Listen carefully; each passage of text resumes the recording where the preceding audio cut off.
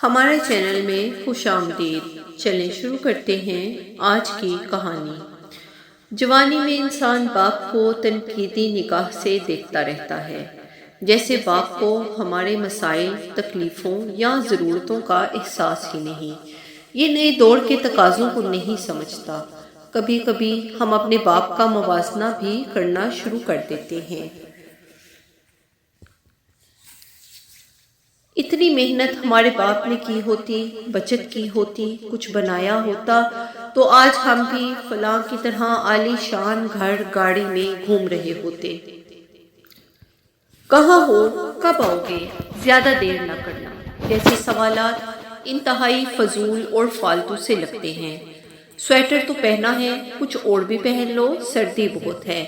انسان سوچتا ہے کہ اولڈ فیشن کی وجہ سے والد کو باہر کی دنیا کا اندازہ نہیں۔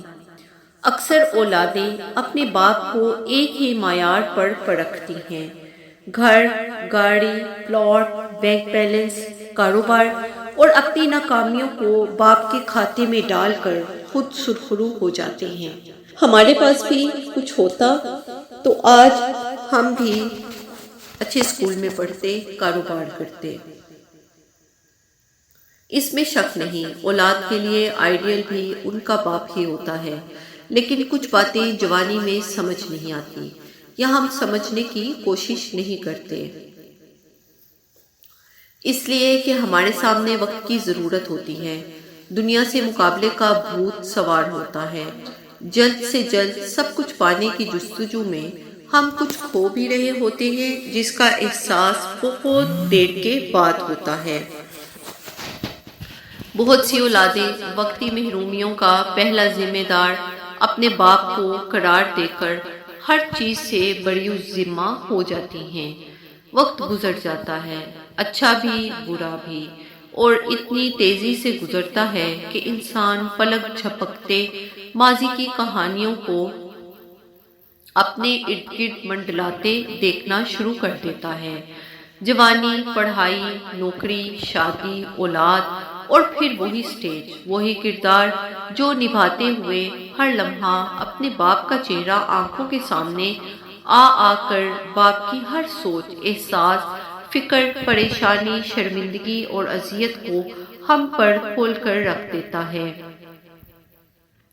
باپ کی کبھی کبھی بلا وجہ خاموشی، کبھی پرانے دوستوں میں بے وجہ کہے، اچھے کپڑوں کو ناپسند کر کے پرانوں کو فخر سے پہننا، کھانوں میں اپنی سادگی پر فخر، کبھی کبھی سر جھکائے اپنے چھوٹے چھوٹے کاموں میں مگن ہونے کی وجہ، کبھی بغیر وجہ تھکاوٹ کے بہانے سرے شام بتی بجھا کر لیٹ جانا، نظریں جھکائے انتہائی محویت سے ڈوب کر قرآن کی تلاوت کرنا۔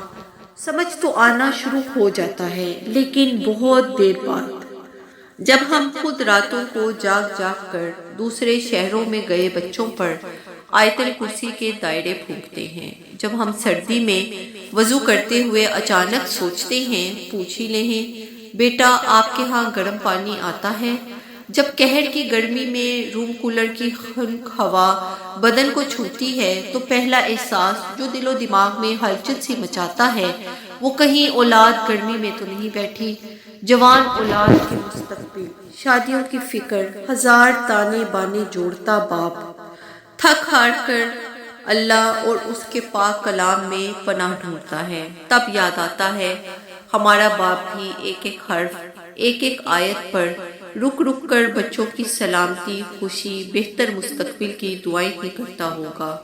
ہر نماز کے بعد اٹھے کپ کپاتے ہاتھ اپنی دعاؤں کو بھول جاتے ہوں گے، ہماری طرح ہمارا باپ بھی ایک ایک بچے کو نمناک آنکھوں میں اللہ کی پناہ میں دیتا ہوگا۔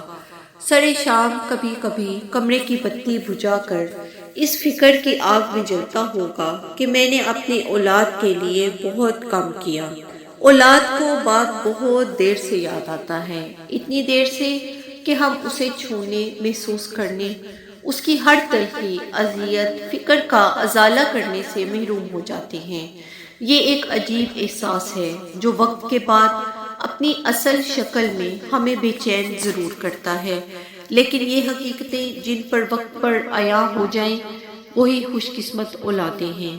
اولاد ہوتے ہوئے ہم سمجھتے ہیں باپ کا چھونا، پیار کرنا، دل سے لگانا، یہ تو بچپن کی باتیں ہیں۔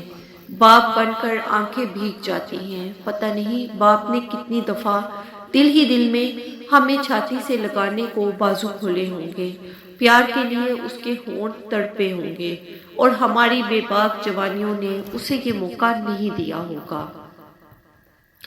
ہم جیسے درمیانے طبقے کے سفید پوش لوگوں کی ہر خواہش، ہر دعا، ہر تمنا اولاد سے شروع ہو کر اولاد پر ختم ہو جاتی ہے، لیکن کم ہی باپ ایسے ہیں جو یہ احساس اپنی اولاد کو اپنی زندگی میں دلا سکے۔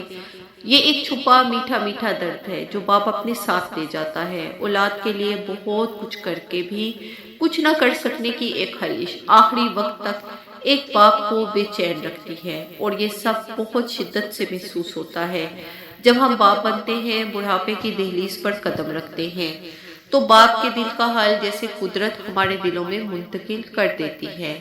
اولاد اگر باپ کے دل میں اپنے لیے محبت کو کھلی آنکھوں سے وقت پر دیکھ لے تو شاید اسے یقین ہو جائے کہ دنیا میں باپ سے زیادہ اولاد کا کوئی دوست نہیں ہوتا۔